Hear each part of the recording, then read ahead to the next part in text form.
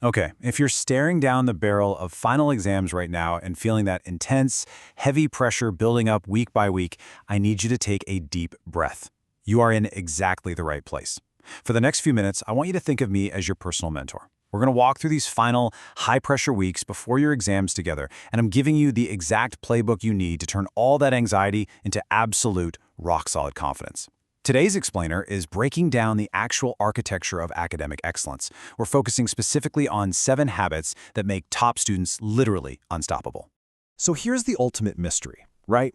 We all know that feeling. The stress of exams is looming, you're putting in the exhausting hours, and yet, there's always that one person. You know the one. They seem to have plenty of free time, but they just completely crush the test. How on earth is that possible? Why do some students spend literally half the time at their desks, but still manage to score in the top 5% of their class? Well, today we're going to solve that mystery together. To answer that, we need to look at 2 specific students from our source material. Let's call them Rahul and Aryan. Now these 2 are a fascinating case study. They're in the exact same grade, they have the exact same teachers, the exact same textbooks, and the exact same 8-week timeline before finals. But when they both decided to get serious, they adopted completely different mindsets. Take Rahul. He honestly believed that academic success simply meant studying longer. Put in more hours, get better grades. But then there's Aryan. Aryan believed success meant studying smarter. Let's dive right into Section 1, Designing Your Daily Schedule. Look, a goal without a timeline is really just a wish. So let's build your master game plan right now so you know exactly what to do the second you sit down at your desk. Here is the exact daily framework you need to start using. First up, start with the hardest task. Every single morning, Rahul started with the easy topics. Why? Because it felt comfortable. But his difficult chapters just kept getting pushed back. Aryan, on the other hand, attacked the toughest topic first, when his energy was at its absolute peak. Second, you've got to study in sprints, not marathons. Rahul would sit there for 4 or 5 hours straight, and his focus would just fall off a cliff. By hour 3, he was literally just staring at the same page. Aryan used high-intensity sprints, 45 minutes of locked-in focus, a 10-minute break, and then another sprint. Seriously, focused hours will beat long hours every single time. I absolutely love this idea, and I want you to really let it sink in. When you combine those first 2 habits, tackling the hardest subject first and using those intense 45-minute sprints, you completely change the game. By attacking the subjects you fear the most first thing in the morning, those glaring weaknesses will actually become your greatest strengths by the end of the week. Do not run from the difficult chapters. Schedule them for 8 a.m. Moving on to Section 2, Mastering Active Recall. Now that your daily schedule is mapped out, we need to talk about what you're actually doing during those 45-minute sprints. We are shifting focus to the absolute most critical study technique in our entire playbook. I want you to ask yourself this direct question right now. When you finish reading a chapter in your textbook, do you just close the book and assume you know it? Or do you actually test yourself? What can I remember without looking? That was the exact challenge Aryan used.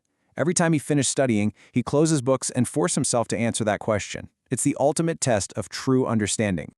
So the crucial point here is that knowledge isn't proven when you read it. It is proven when you can retrieve it. And that is the definition of active recall. It's the process of actively forcing your brain to retrieve information. And here's the real secret sauce. The more difficult it is for your brain to recall that information, the stronger the learning actually becomes. Think of it like lifting weights for your memory. If it feels totally easy, you're not growing. Let's compare our guys again. Rahul spent most of his time passively highlighting entire pages. Sure, his textbook looked beautiful and colorful, but the information disappeared from his brain in days. Aryan, however, spent his time answering questions daily. Now, initially he scored pretty poorly, but every single mistake revealed a weakness, and each weakness became a laser-specific target for his learning. Which brings us perfectly to Section 3, the science of tracking mistakes. Because you're testing yourself now, which means, inevitably, you're going to get things wrong. You're going to find flaws in your knowledge. So here's what you do next. Whenever Rahul got a question wrong, he'd sigh and just move on. But Aryan built a mistake notebook. And I want you to create one of these today. Every single error he made went inside it, and he neatly categorized them into concept errors, calculation errors, and careless mistakes. By categorizing them like this, you aren't just seeing that you got something wrong, you are diagnosing exactly why you got it wrong. Because here is the undeniable truth. Top performers don't ignore mistakes, they study them. Aryan would take that mistake notebook and review it every single weekend, and as a result of actually studying his own failures, the exact same mistakes rarely happened twice. By the time exam season rolled around, Aryan knew exactly where he stood, while Rahul was honestly still just guessing. All right, Section 4, the Spaced Review System. Review it before you forget it. You've learned the material, you've tested yourself, you've logged your mistakes. Now we need a strategy to guarantee that you don't just forget everything you've learned by the time exam day actually arrives. This timeline brilliantly illustrates how Aryan locked in his memory. See, Rahul would learn a chapter once and just keep moving forward. That meant weeks later he'd literally forgotten half of it. Aryan used this exact spaced timeline instead. He reviewed new topics after 1 day, then after 3 days, then after 7 days, and did one final review right before the exams. Because of this strategic schedule, every subsequent review took significantly less time than having to relearn it all from scratch. If you take absolutely nothing else away from this session, please remember this: revision is where marks are actually earned. Reading a chapter once is just an introduction. It's the 1, 3, 7-day review cycle that permanently wires that information into your brain.